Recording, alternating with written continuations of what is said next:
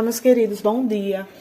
Na nossa aula de ontem, nós compreendemos um pouco sobre a ideia de raio, né, do campo magnético, e hoje nós iremos abordar um pouco sobre o período. Então, uma breve revisãozinha, tá, relacionado ao que a gente compreendeu já anteriormente nesse conteúdo, para que a gente possa, enfim, ver o cálculo do período. Eu ilustrei para vocês, né, mostrei aqui na nossa aula anterior, né, quando nós temos um campo magnético, digamos que eu lanço uma partícula por essa extensão aqui, por essa abertura, certo?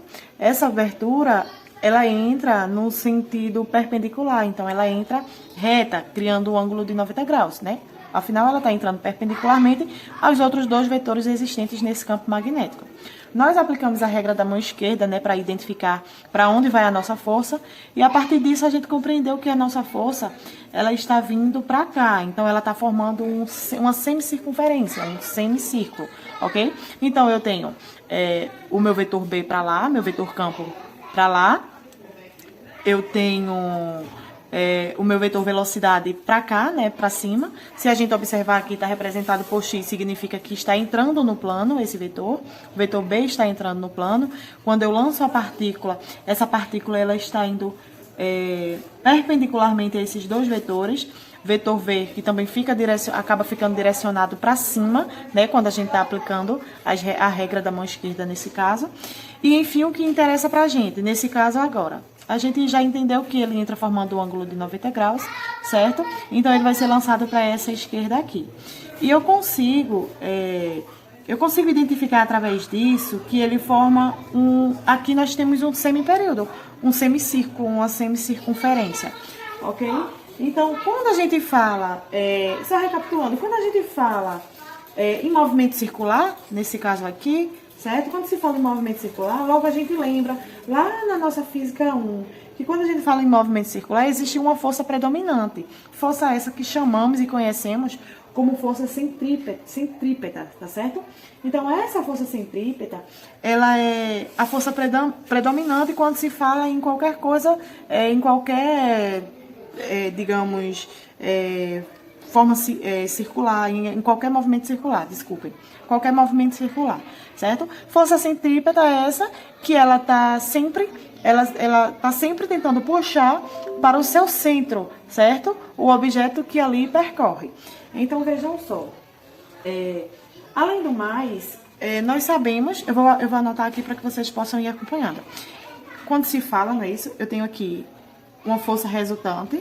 A força resultante, quando se fala em movimento circular, é a força centrípeta, tá certo? Então, a força resultante, ela é igual à somatória de todas as forças que atuam numa determinada partícula, certo? No caso, ela vai ser igual a todas as forças que atuam nessa partícula aqui que foi lançada, já que a gente está utilizando esse exemplo aqui, ok? Aqui, eu tenho força centrípeta, certo? Força centrípeta, que é igual à força magnética. Por que a força magnética? É simples, gente. Quando eu lanço essa partícula aqui, eu sei que essa partícula, ela tem massa e ela tem carga. Então, eu vou desprezar a força e o peso dessa partícula aqui, porque é um peso pequeno, uma carga pequena, certo? Então, eu vou desprezar a força e o peso dessa partícula e ela vai ficar apenas com a força magnética, que é a força que vai ser causada, vai ser gerada pelo ambiente em que ela vai entrar, no caso aqui, pelo campo magnético, certo? Então, a força centrípeta é igual à força magnética, porque eu acabei desprezando a massa e a carga dessa partícula aqui, ok? Então, se eu observar, a minha força centrípeta, ela é o quê?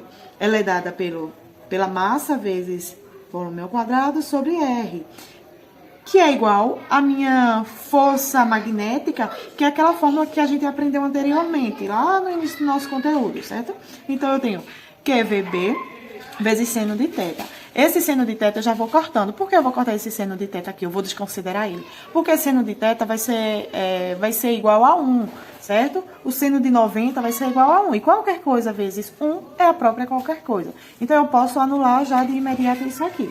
Mas por que isso? Gente, se a minha partícula ela foi lançada aqui nessa extremidade e ela entrou perpendicularmente a esses vetores, eu identifico que ela entrou formando um ângulo de 90 graus, certo? Se ela formar qualquer outro tipo de ângulo, em qualquer outra posição, eu jamais posso fazer isso aqui, porque eu vou ter que considerar o ângulo que ele está formando ao entrar na extremidade do campo, para saber quanto vale o seno desse determinado ângulo. Mas como não é o caso aqui, eu já pude cortar isso. Além do mais que, se a gente observar também, eu tenho aqui, ó, 2 V's e tenho um V aqui. Então, eu vou cortar um V desses aqui por esse aqui. Então, vai resultar o quê? Vai resultar M vezes V sobre R igual a QB, ok? Nesse caso, como eu quero saber o raio, eu quero calcular o raio, né? Então, eu vou isolar o R aqui, não é isso?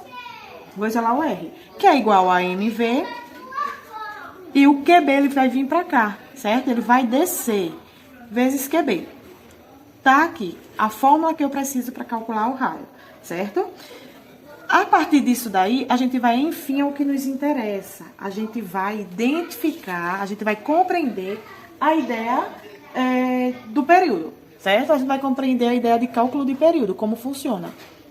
Bom, gente, para encontrar o período, no caso, certo? Para a gente encontrar o período aqui, na verdade, o período ou o tempo, não é isso em que essa partícula leva para fazer essa trajetória aqui, é simples, certo? Porque nesse caso seria o tempo, certo? Porque aqui nós temos um semiperíodo. Por que o semiperíodo? Porque só temos a metade aqui. O período, ele é dado pela volta completa, tá?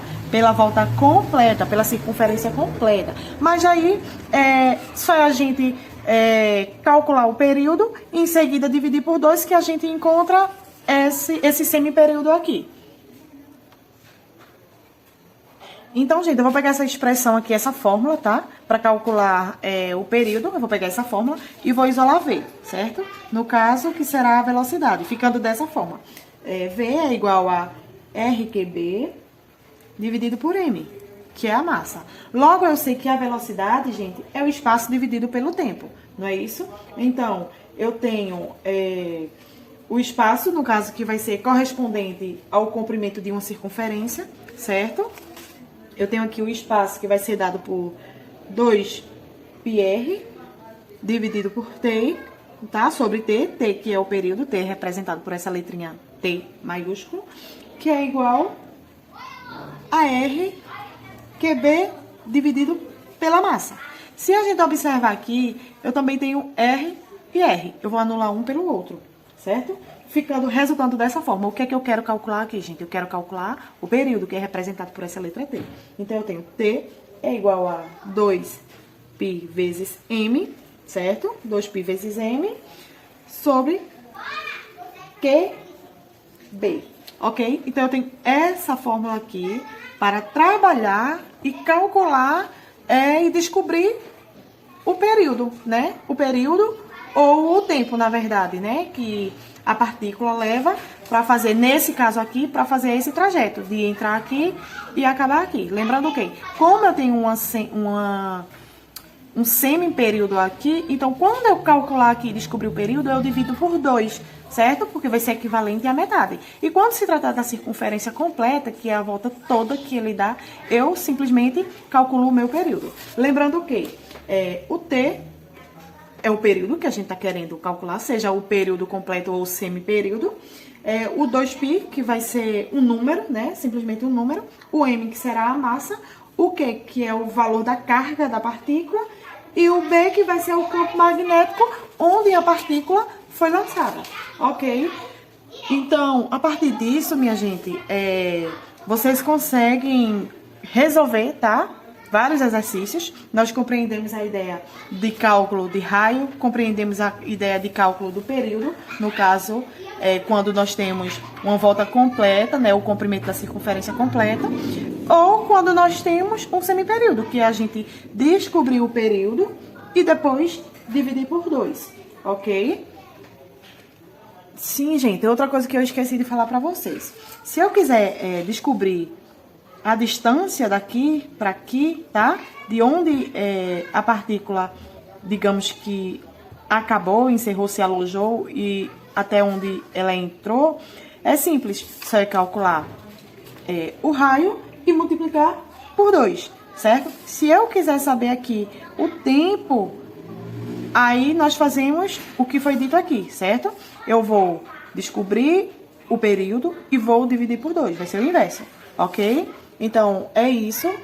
A gente vai fazer atividade referente a esse conteúdo, né? Trabalhando cálculo de raio e cálculo de período no campo magnético.